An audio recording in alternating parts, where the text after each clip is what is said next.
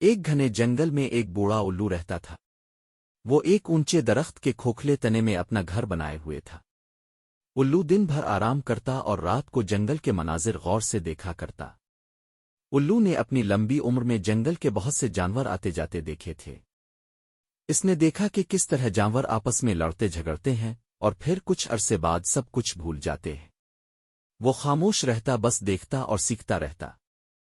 ایک دن کچھ چھوٹے پرندے درخت پر آئے اور زور زور سے بولنے لگے۔ الو نے آہستہ سے آنکھیں کھولیں اور کہا، میرے بچوں، خاموشی میں بھی بہت کچھ سیکھنے کو ملتا ہے۔ جو سنتا ہے وہ سمجھتا ہے، جو سمجھتا ہے وہ عقلمند بنتا ہے۔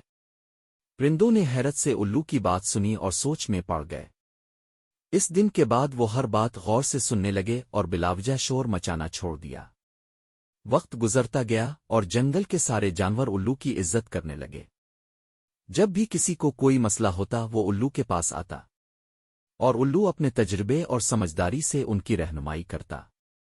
سبق: عقل اور سمجھ بوجھ ہمیشہ خاموشی اور غور و فکر سے آتی ہے۔ جو کم بولتا اور زیادہ سنتا ہے وہی دنیا کا سب سے عقلمند بنتا ہے۔